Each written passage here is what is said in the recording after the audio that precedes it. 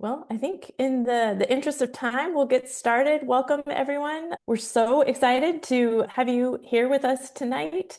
I'm Jenny Wood Crowley, and thank you for taking an hour of your evening, afternoon, or the middle of the night, if you did get up to do this. Learn more about your academic options here at Trinity College at Duke University. So, whether you've already decided on Duke or you're still exploring your options, this session is really about helping you picture what your academic life can look like here at Duke. And tonight, you're going to hear from the people who make this experience come to life.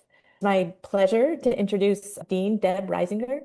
She's the Dean of Undergraduate Education for Trinity College. Deb is a professor of French studies with affiliations in global health and markets and management studies. Her work focuses on transformative learning and community-based education, and she regularly leads Duke students abroad in France.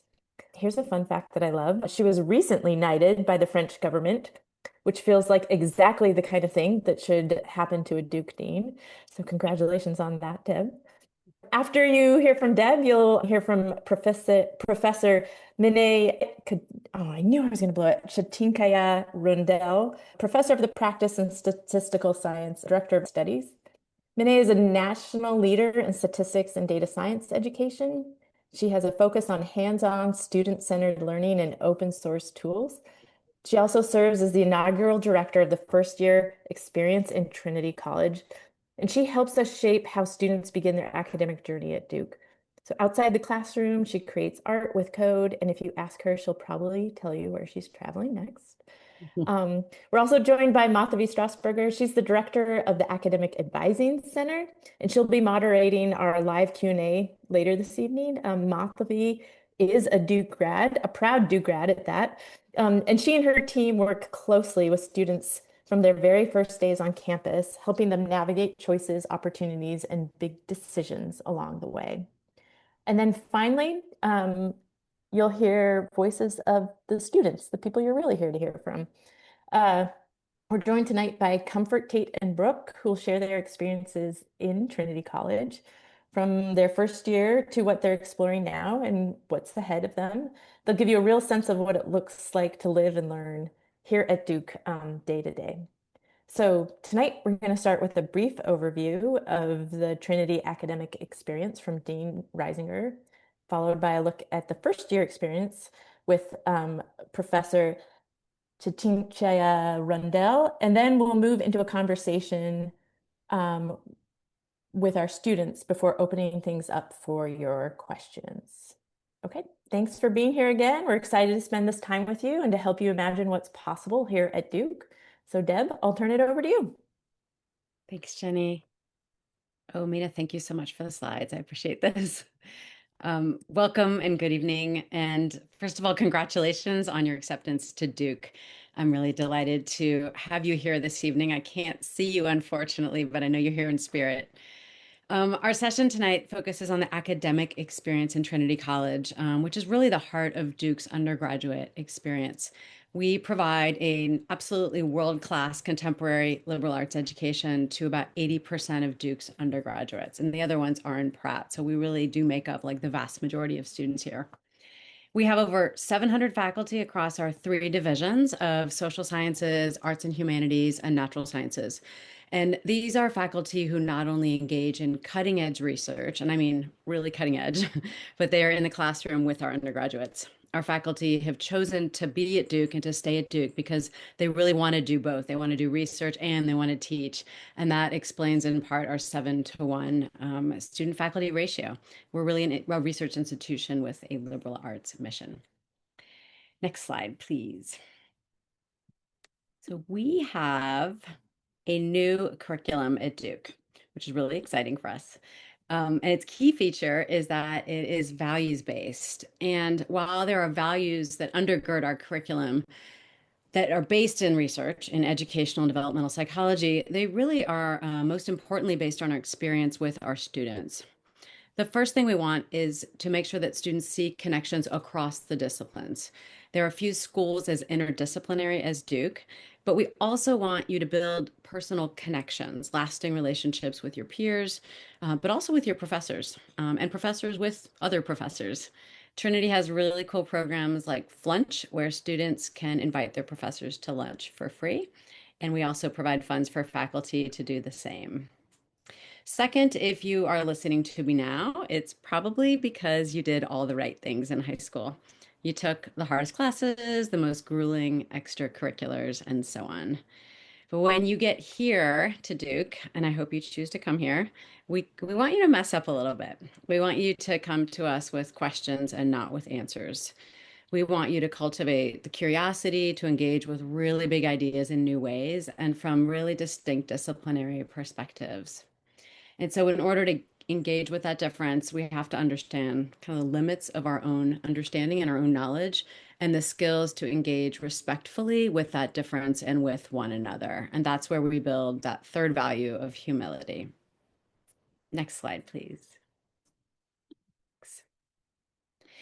Our arts and sciences curriculum is designed to be very simple and to provide students with a really solid understanding of what humans need to function in the world, to communicate with and understand diverse peoples and perspectives, to experience and appreciate the arts, to think openly and critically about the world in which we live, and to understand how to explore, quantify, measure, and have impact on the world around us. Next slide. Thanks. Duke students have a lot of choice, but we don't think it's too much. We think it's just the right amount. You can do a Bachelor of Arts or you can do a Bachelor of Science, but there's even more. We have 63 majors, 61 minors, and 20 certificate programs, as well as an option to design your own major. Your academic time at Duke will primarily be in these spaces, the core elements of our curriculum and the electives you explore alongside your major requirements. But with a lot more nuance than this graphic allows. I just had coffee with a student last week who's pursuing international development work post-graduation. She's majoring in global health and also in Spanish with a certificate program in markets and management.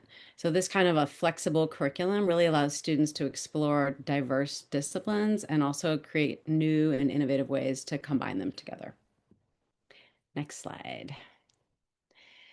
So while our curriculum is designed to provide you with a world-class education, no question, the student learning is actually happening a lot beyond the classroom as well. We have a ton of opportunities for students to engage in high-touch and high-impact experiences. And I want to point to just a couple of these because they're signature programs of the Duke undergraduate experience. The first is faculty mentored research and scholarship, and the majority of our students have the opportunity to participate in this and actually do.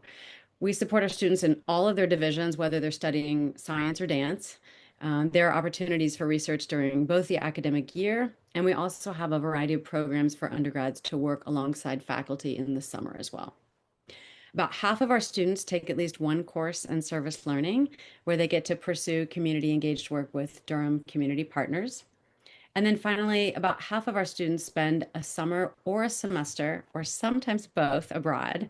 We have over 40 programs led by Duke faculty, and these extend across the globe from Costa Rica to Korea, but also within the United States. We have programs including Duke in New York and Duke in DC, for instance.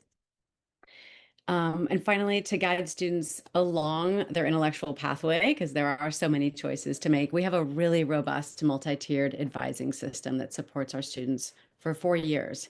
For the first 2 years, students work and are mentored by professional full-time advisors. And you met Dr. Strasburger just a moment ago. She runs that shop beautifully. And then in their final 2 years, students transition to work alongside faculty in their chosen discipline. And all of this begins with your very first semester on campus. So I want to turn it over to my colleague, Mina Chetkai-Rundell, Director of the First Year Experience. But before I do, just a heartfelt congratulations to all the students on this call. Please take a moment to really breathe this in. This is a huge accomplishment. Enjoy it. And to the parents or guardians here, you did so much to support your child to get them here. So congratulations to you as well. Thank you. Right. Thank you, Deb, so much. And a huge congratulations from me to all of you as well. So I want to talk a little bit about the first year experience at Duke. Trinity's first year experience is organized around multidisciplinary interconnected constellations and focus clusters.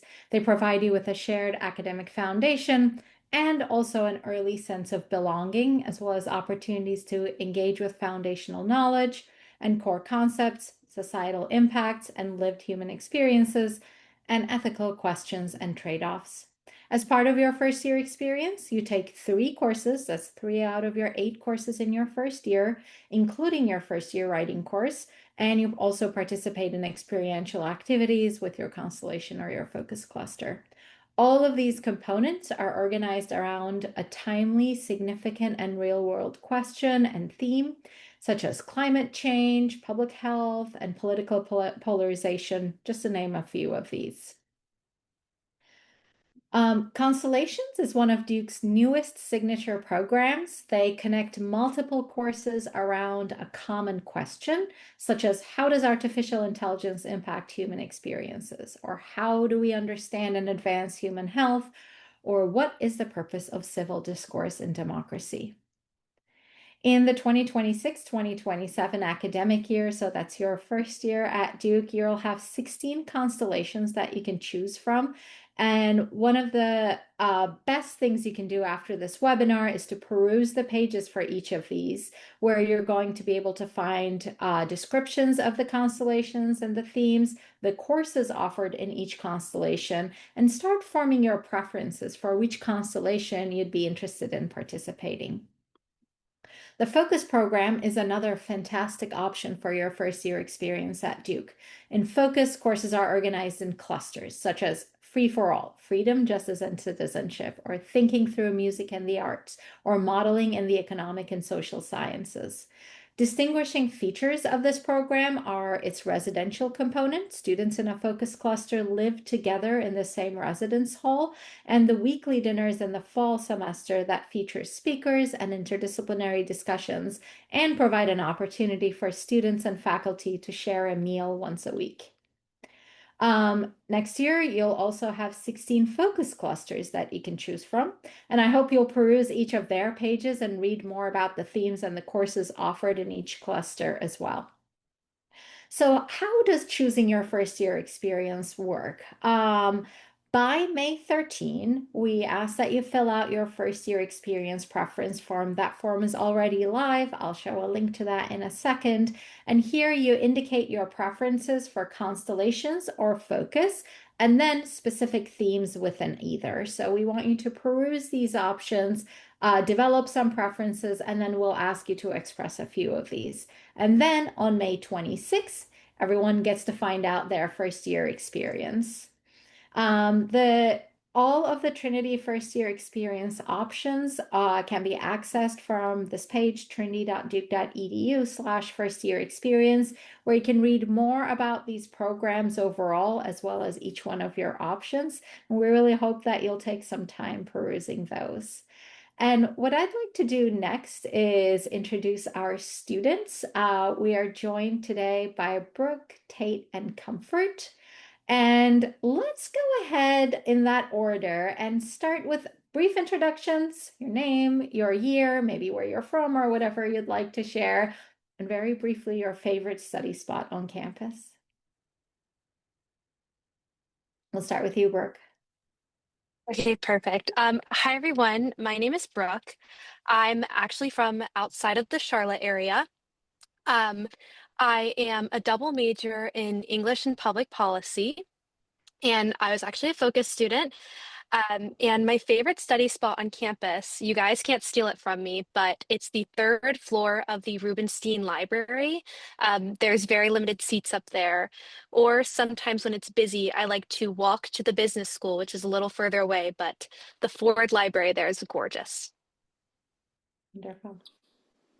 Nice to meet everybody. My name's Tate. I'm a statistics major from Arlington, Virginia, and my favorite study spot has to be outside. I like to study outside whenever I can. So many beautiful spots on a bench under a tree around here. Hey guys, my name is Comfort. I am a senior majoring in history and international comparative studies. Um, I live in Nashville, Tennessee when I'm not in Durham at Duke. My favorite study spot, I guess I'll say, top of the Nicholas School, Granger Hall, or Wellness Center. Wonderful. So, Tate and Brooke, we'll start with you. You are about to complete your first year at Duke. Congratulations. Would you tell us a little bit about your first year experience? Yes, I can totally start. So I was actually a focus student. I was in the free-for-all freedom, justice, and citizenship focus cluster, and I loved it. I had the best experience. I actually switched to a public policy major because of those classes, and I had some really awesome experiences. And we probably will get further into this, but I got to speak to students who were Duke alums who were applying to law school. Like I got to hear Vincent Price, the university president, speak and different lobbyists. So it really did like widen my experience in that way. And I grew really close to my professors that I had, which were awesome. And I liked one of my professors so much that I actually am now my focus was around like the Ethics Institute, but I'm in an ethics class now with him. So yeah, I've had a really great, awesome first year experience, and it's been really formative in shaping what I wanted to do with my life and what I wanted to do with my majors and at Duke overall. Yeah, I also had a great first year experience. I instead of Focus, I did the Constellations program, and this is the first year of Constellations, so it was really cool to be part of this new and really cool program. I got so how it worked at least last year was that you can select your top six choices, and you get to put into one of those six depending on what your interests are. And I actually I don't remember how I ranked them, but I got put into something that initially I thought like, well, I've never done anything of this before. It was like innovation and entrepreneurship. And I just never done anything before, so I was curious going into it, and I just had a really good experience. I mean, it's been really useful because even though it's not really what I'm majoring in, and it's not really something that I've academically ever done before, it was really cool to learn about where creativity comes from and like why people are creative, how people can be creative, and kind of how that applies to really every field that's out there. That's been really cool. This semester, I'm taking an innovation entrepreneurship class actually as part of the Constellation, and it's an amazing class. I mean, I wouldn't have taken it otherwise, but it lets you kind of you form a group. It's very teamwork focused, and you kind of build up a fictional brand, and you get to present uh, press conferences and strategic plans, and it's both really fun and also really useful for the professional world. Great, wonderful to hear. And Comfort, tell us a little bit, sort of looking beyond the first year, your overall experience in Duke and what you're looking forward to in the next year. Yeah, my overall experience at Duke has been really transformative. I've gotten to do so many things in my like just my 4 years here. I've been abroad 3 times. I've like held a lot of leadership roles, and I've gotten to know faculty and staff really well, and develop a lot of like personal relationships with the people that make Duke Duke. So I've been really grateful for that. And I think moving forward, I'm looking forward to being excited about whatever I do next. So yeah, I don't know like where I'll be. I'll go home for some period of time. And I'm just excited to take the connections that I made here and the lessons that I learned here academically and personally into the workforce and back into a grad program in the next year or so. Comfort, can I follow up? We spent 4 weeks together in France, so we know each other pretty well. Yeah, it I, was great. yeah, it was great. I'm curious to learn a little bit more about what surprised you at Duke. You've tried a lot of different things. What were you expecting that kind of took you in a different direction? Yeah, I think like as an admitted student, I didn't know much about Duke, so I didn't have very many expectations. I was really excited for the prospect of college, and Duke just happened to be that place for me. So I guess a good thing about that for me was nothing disappointed me. So I didn't have any expectations going in. I was just very hopeful and excited that like, yeah, I would find a place that I really liked and find classes that I really like. I think I was most surprised, or I've been most surprised by how much Duke students enjoy um like just being in community with each other. I don't know how to describe it. Like on Bryan Center Plaza, what we call BC Plaza, if it's like above 70 degrees and sunny out, people will sit out on BC Plaza for hours in the same spot and be playing music, and people will be tabling, and they have homework to do, and I'm sure they have classes to attend. Um, and yet they find time or make time to just enjoy being on campus and enjoy being around other students. People bring out like volleyball nets and put them up on the lawn and kiddie pools and just like spike balls. So I think being a little bit surprised by just how much people enjoy the everyday here and pleasantly surprised at that. That's nice to hear. Where do you all go when you want to not study? We've already talked about studying in the special places. On campus or off? I'm curious. What about you, Tate? I'd say it's a good mix. Whenever I'm not studying, we have great athletic facilities, like two big gyms. I like to go to the gym. We have a beautiful campus. I mean, I'm really into trees and nature, and there's some great nature off campus. I mean, we have the Eno River, which I've been multiple times. It's gorgeous. And just a few hours west, we have beautiful Smoky Mountain National Park and all that. It's beautiful. But then on campus, so many trees, especially in the spring and summer. It's beautiful. It's so green. It's so green outside. Like the gardens right behind, yeah, our buildings are stunning Yeah, right they're now. Yeah. beautiful. There's a week of the year where we have a lot of cherry blossoms, and when they're all just blooming, it's stunning. Yeah. What about you, Brooke? Yeah, so I actually have my car because I'm from here. So I am someone that I do love to shop. So I always take myself to the South Point Mall and I walk around with my friends, and you will find people with a car. But I do love just walking off like East Campus. I love to go with my friends. One of my like favorite coffee shops is called Cloche. Or I'm also a really big solid core fan. There's a lot of like Pilates and hot yoga studios, so I do that a lot. But even if you want to go on campus, there are always free classes taught by students that you can utilize. So if you're someone that really likes to work out or things like that, and you like a class, that's typically what I do. Or like Tate said, nature, there's this like, if you don't want to go far, there's a loop around East Campus. So you can always just like go with a friend and just like talk after dinner, and it's still like gorgeous. Yeah, these are great ways to unwind. I need to take a cue from you all in the middle of my day. Comfort, what about you? If I'm not studying, maybe like BC Plaza. You can do anything on BC Plaza. I kind of just like to be outside. The gardens are a really good place, actually. Um, or I'll go off campus. I really do enjoy Ninth Street as well.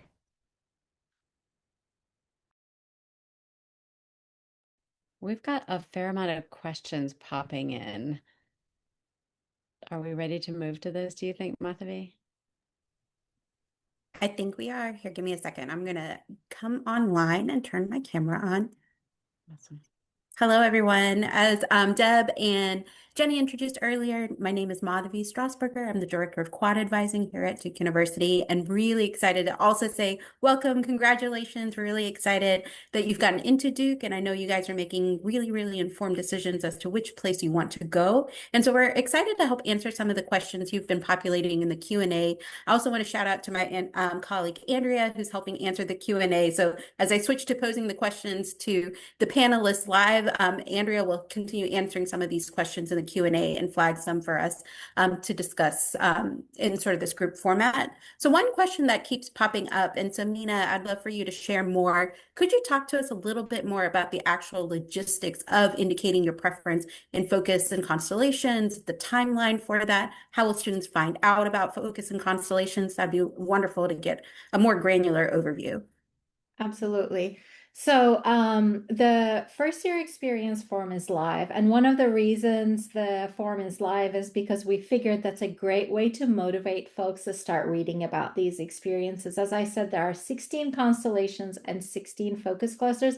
That's 32 things to read about, and we want you to be taking your time with it. So while the form is live, there's absolutely no urgency to be filling it out either. So please do take your time and read through, look at the course course options. Look at the things that you think you might be really compelled by because that's exactly what you pictured yourself studying in college.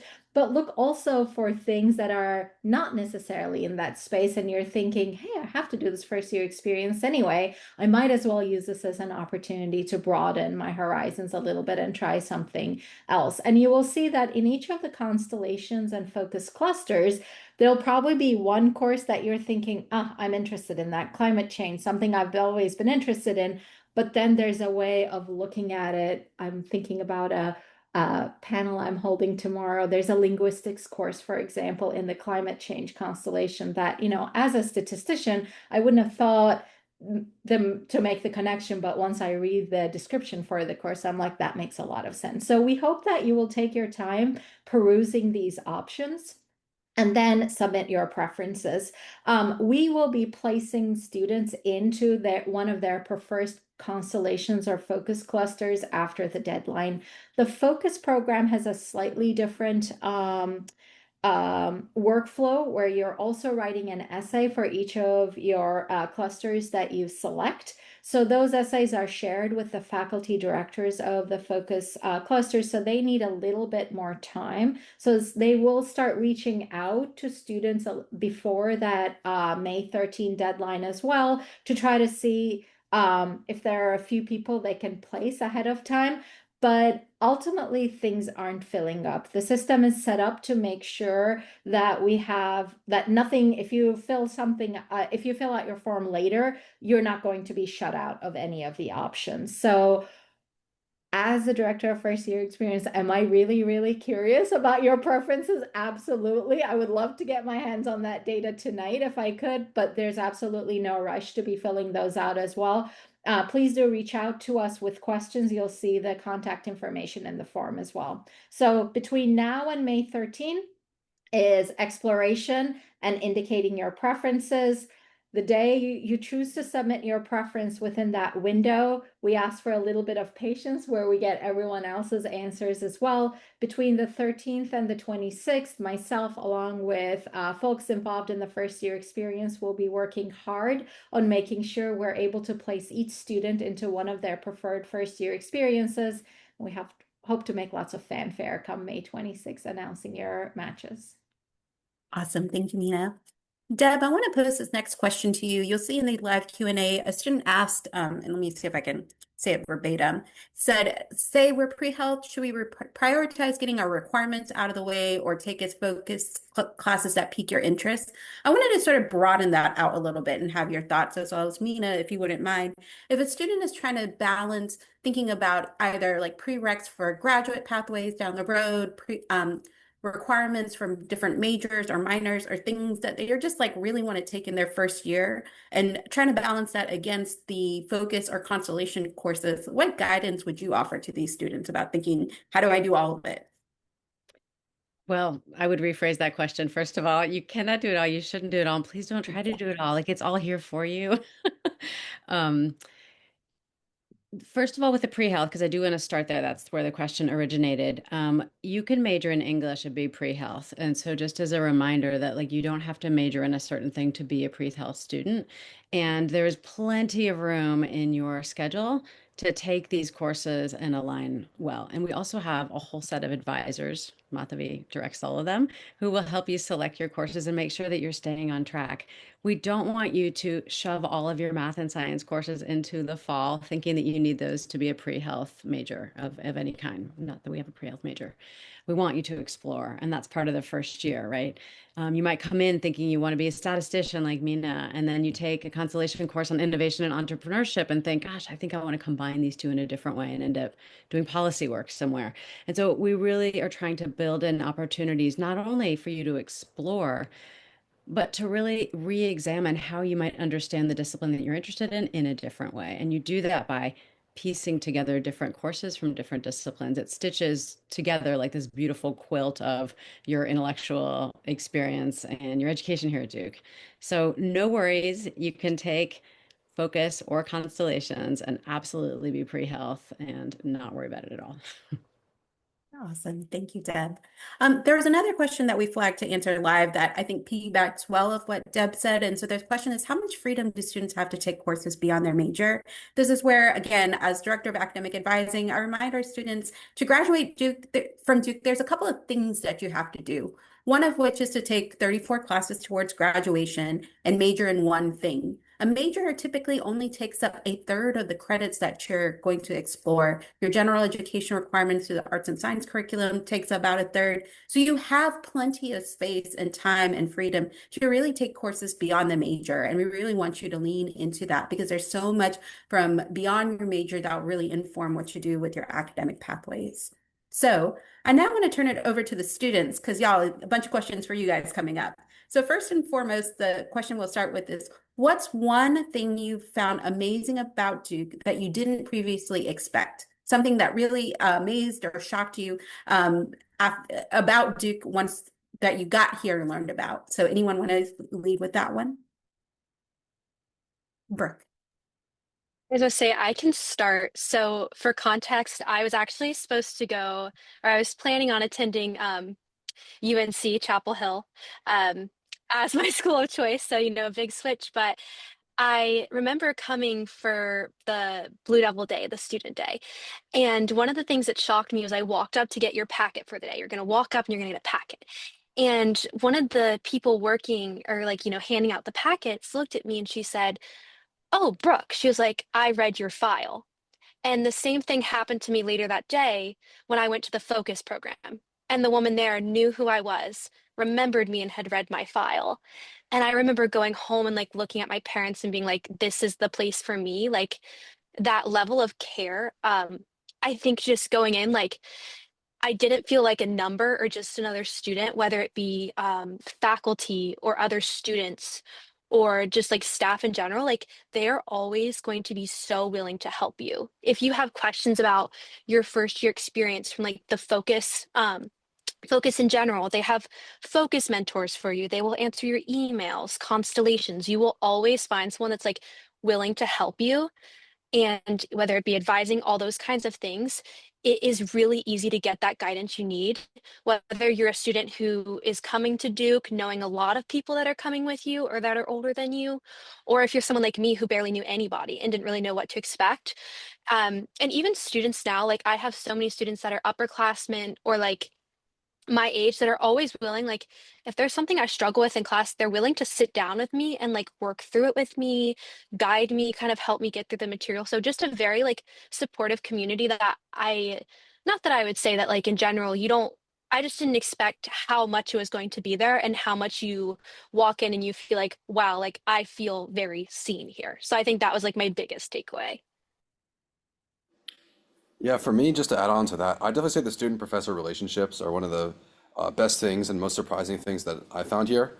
So, just for context, I've loved statistics for a long time. Like in high school, I knew I loved data and numbers and all that.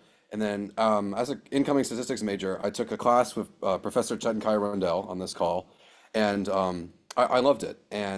But not only did I love the class, I had the flunch with her twice. And it's just been such a great opportunity to both connect with faculty, but also just learn about statistics. Like meeting with professors outside of class is such a good way to like see the concepts from class in a new way. Like for statistics, it's like new ways to visualize data and just a new way of thinking about what does it mean to visualize data. And that applies to whatever field. Like if you're into public policy, maybe you see a new angle, a new perspective. If you're into anything else, it's like meeting with professors, it's such a unique experience. And you don't think about it much in high school because usually your teachers are very kind of reserved. They have hundreds of kids. They just want to grade your test. But college is one of the first times when you can really get close to your professors. And it's a much more, you can get, but you can get a lot more out of the relationships, especially in college. And so definitely take advantage of flunch, take advantage of office hours, all that stuff. Very helpful. Yeah, I think I'll add on to that. I think that in high school, people, or my teachers would say things like, um, yeah, like nothing flies in college. Like they won't take late work. They're not, you can't call your professor by their first name, and like all these like things that made college professors sound kind of like dictators. and that is not the case at all. Now, I do not call my professors by their first names generally, and I strive to get my assignments in on time. But you can have, like, it is likely that you have a personal relationship with your professors if you want that. Um, and professors are like people too. Like there is a much more co-equal relationship between professor and student than I think with like high school teacher and high school students. That's for myriad of reasons, but that did surprise me a little bit when I came to Duke, how down to earth professors can be here. So yeah, I'll I'll emphasize that. Awesome. Thanks, y'all. So another question for the students. We're talking a lot about the amazing academic experiences that you'll have during your time on campus.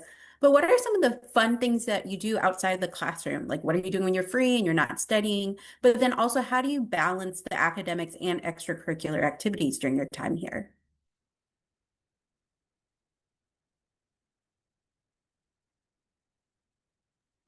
I can start with that one. Like I said, I love to stay fit, go to the gym, go on a run, lift weights, and there's whatever sport you want to do.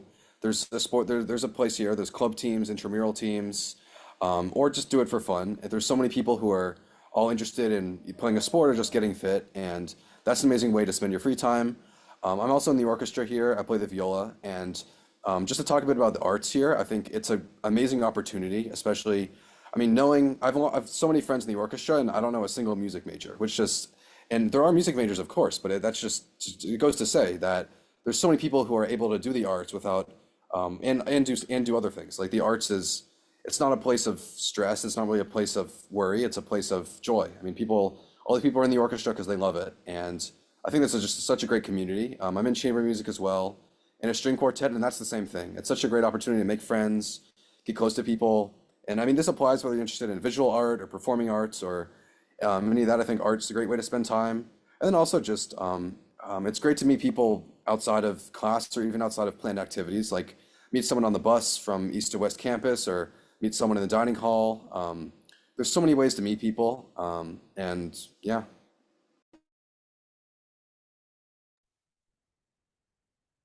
And I can kind of like add on to that. I definitely think in terms of extracurriculars, like in high school, I felt very pressured to have like 20 million extracurriculars. And I think a really important part of when you get to college is like figuring out how you want to devote your time to the things you care about and like what you're willing to like, pour because classes can be hard. Like you're going to have times where you have harder classes or a harder course load, and you really want to give your like 110% to the things you care about. So I will say, like for me, I have a really hard time saying no to things. But I am in like four clubs at Duke. I do like the business oriented women's club. I'm in the Alpha Kappa Psi business fraternity. I do the Small Town Rural Student Coalition, and I'm a senator for Duke Student Government. So those things do take up some time, but I will say it's kind of very similar to what I did to high school. I'm very particular about like Google Calendar, and I block out all my meetings times and my class times, but I also block out time for myself. Like I'm really big about Fridays after my last class or Saturdays, like one of those days I designate to just not do work, which can be challenging sometimes, but like for me it's really important to have a day where I'm just like not opening my Outlook or my Canvas or my books unless it's enjoyable, because I like to read, which kind of connects me to like the things I do in my free time. At least like 5 times a week, I try to go to my solid core classes. I'm kind of crazy about that. And I really enjoy reading. So in my free time, I do that. Or my friends, there's a Jenny's ice cream right off campus, or I go hang out with them. So I think also including time for social life is really important. And it's good to kind of force yourself and go out and meet new people, because that is one thing that I think was probably like not always the academic experience, but the social experience. And that social experience gives you that break from sometimes those hard classes or your next exam. And I also try to be good of like if I know there's a test, I really like try to allocate my time to be like, okay, I'm going to do this now so that I have free time later in the week. So just really trying to be good about, reserving that time for time management and just making sure you pour yourself into like things that you really do enjoy, because then it won't feel like an extracurricular. It'll just feel like fun. Yeah, I will echo, I think you have more autonomy over your time in college when you're not like in school from 7 or 8 to 3 or 3:30 whenever you guys get in and out of school. Um, yeah, so just choosing like how you want to divide that time is really important. And I have done like a bunch of extracurriculars in my time here. And I do find them to be fun. I also just find myself in a lot of random places doing random panels or like, yeah, like this one. So I'm just kind of like um picking and choosing where I know I have time um to focus my energy and my attention. As far as like what I do for fun, I really do love people and I love hanging out with people. So yeah, like I will host things like I like to host game nights or wine nights with friends, or like watch a movie in a dorm. I'm a senior now, so like my idea of fun has like shifted a lot from when I was a freshman. So now my friends and I take like joint naps, and it's like really great. We just sleep in the same room, and it's like, wow, what a great time spent together. Um, but yeah, so oh, and Duke has a lot of there's always something going on campus, I will say. Because I'm not much of like a partier, that's not really my thing, but there's always a dorm that's like hosting a sip and paint or like just hosting some kind of really like cute activity.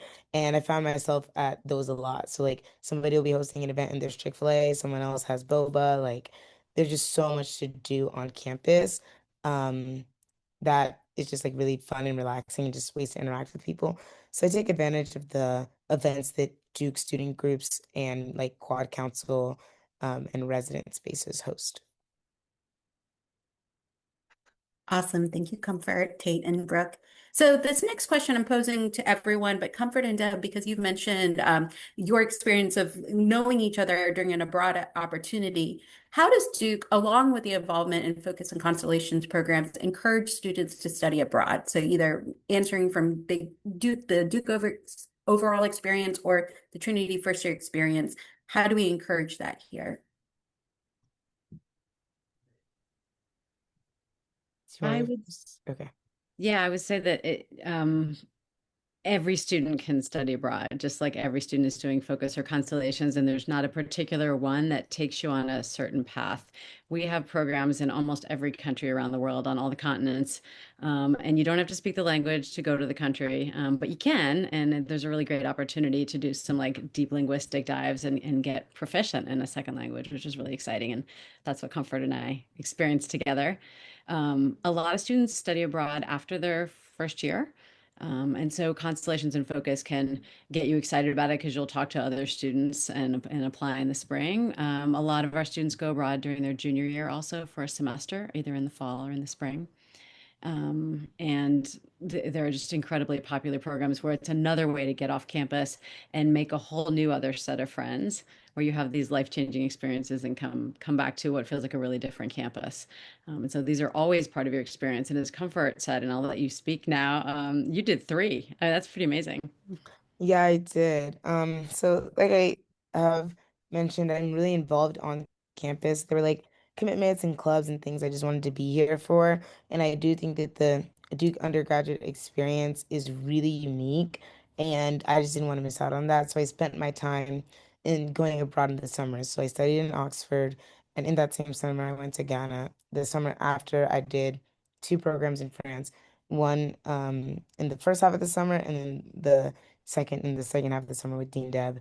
Um, and they were great. I mean, I think that one, like most students at Duke will study abroad between sophomore spring and senior fall. Most students will go in their junior fall.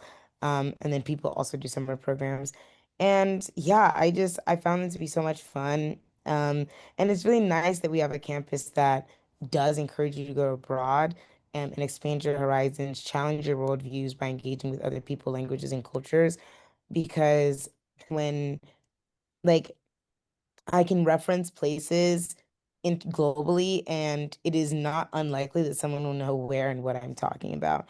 Like today, I saw this girl wearing these earrings, and I stopped her. I was like, "Your earrings are really pretty. Where did you get them?" And she was like, "Oh, you're gonna hate me, but like I got them in this flea market in Spain.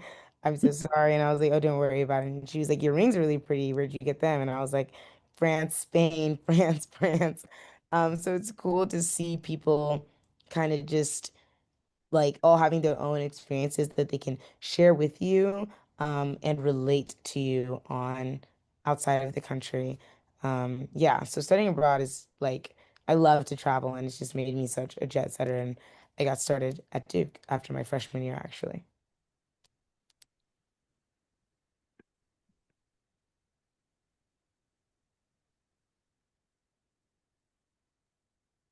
Awesome. Thanks, y'all. So I have one last question that I was trying to type it into the chat. That was my pause there, but I'm just going to put it out there for the students. I'd love for you to answer it. Deb and Mina, if you want to chime in as well, that'd be wonderful. But as these students on this call, students and families and loved ones on this call are making decisions about whether Duke is the right place for them for this next 4 years, what piece of advice would you give to students as they're going through the decision-making process? I would say come to Blue Devil Days, um, if you can. And yeah, come to Blue Devil Days. I mean, I committed to Duke during Blue Devil Days. And we got back home, and my mom was like, "Okay, so let's sit down and think about your options where you want to commit." And I was like, "Unfortunately, I have actually already committed to Duke, so I hope you did not have any qualms with that." And she didn't. But yeah, I would absolutely recommend that you come to Blue Devil Days. I think that's my biggest piece of advice.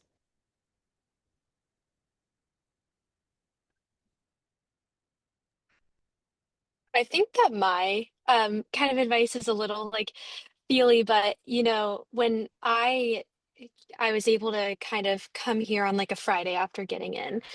And, I was really going back and forth. I had a roommate where I was supposed to go, like, I had a lot of things in place. But like, when I was on campus, I'm a person that believes in gut instincts sometimes. And when I tell you, I just kind of felt it. And so I kind of want to like piggyback off the idea of coming to campus, talking to students. If you have friends here, or even if you reach out to somebody you see that goes to Duke, they will likely respond to you. I've even noticed that after. And I think also just thinking about really what you want. Like for me, I really loved the feel of Duke's campus. That was like the big thing is when I was there, it felt like the right place for me. I actually took a tour when I remember like my tour guide felt like someone who was me. Like I saw myself on this campus. I thought, do I see myself here? Like, do I see myself studying on BC Plaza? Do I see myself, making friends? Um, and just thinking about like the culture overall of Duke, I think is really important for your fit. And that kind of ties into my second point of just like think about your future and what you want to gain from your college experience. Because for me, like I really enjoyed the aspect of Duke that was like there's a very vibrant like campus community, and there's also the like academics, and I'm close to home, and I like that. And there's research opportunities, and all the things they talk about, that you'll probably see like flunch, academic choices, and like I said, which I also deter you fully from committing to, was I was pre-law. And I don't recommend that you sit there your first year and focus on everything pre-law and pre-health, and it's just going to stress you out. Just do what you enjoy. But for me, I was like, wow, like this seems like a really cool stepping stone to where I want to go and how I'm going to get there from point A to point B. And now looking at it, yes, it probably shouldn't have been one of those factors, but it does like help.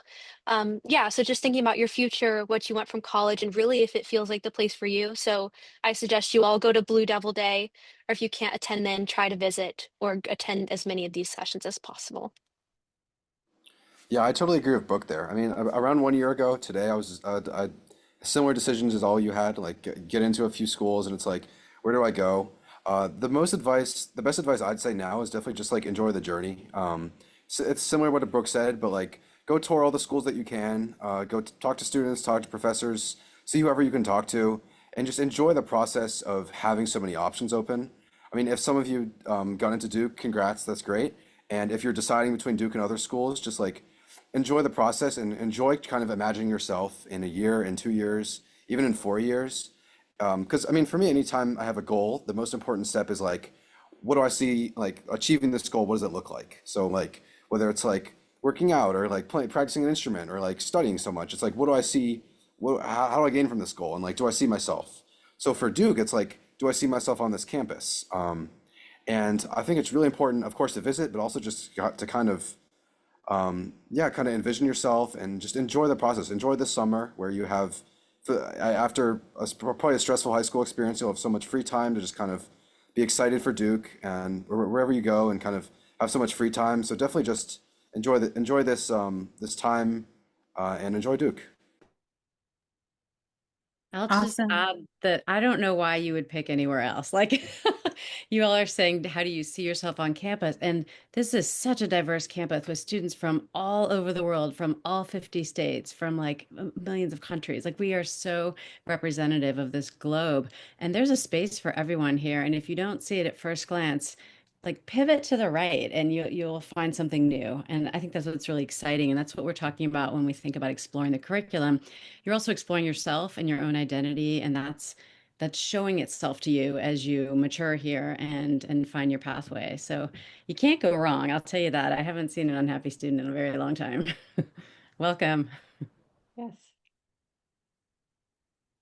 Maybe I'll briefly add also, I'm sure it's really difficult to sort of not feel the fear of missing out at times, but my experience with students started, first year students or seniors that are sort of almost done with Duke. As the director of undergraduate studies in my department, I also do exit interviews. So I get to have one last chat with these students. And oftentimes I hear when one thing didn't work out exactly how they envisioned, what they were doing in alternate ended up becoming a very memorable or like good experience for them as well. So the nice thing about being somewhere where there are very few wrong options, I think, is that maybe you don't end up doing the thing you envisioned yourself doing 2 years earlier, but you're still doing something that grows you either in the career you want to have or as a person or both.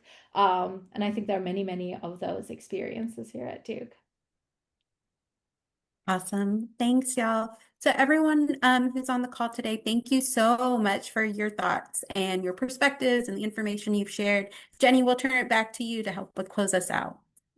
All right, thank you, everyone. Thank you, and Deb and students. Your perspective is always wonderful to hear, and no one sells Duke like our students. You can imagine yourself being friends with any of these three. I know I can. So. Yeah, we will post a recording of this soon, so you can share it with folks who weren't able to meet with us tonight. Continue to read your emails that you get from the Blue Devil Days team. We would love to see you on campus next week. There's still some spots open on Thursday and Monday. Friday's getting pretty crowded. So if you have put off registering, please do so soon. Otherwise, thank you so much for spending your time with us, and thank you, panelists. Have a good night.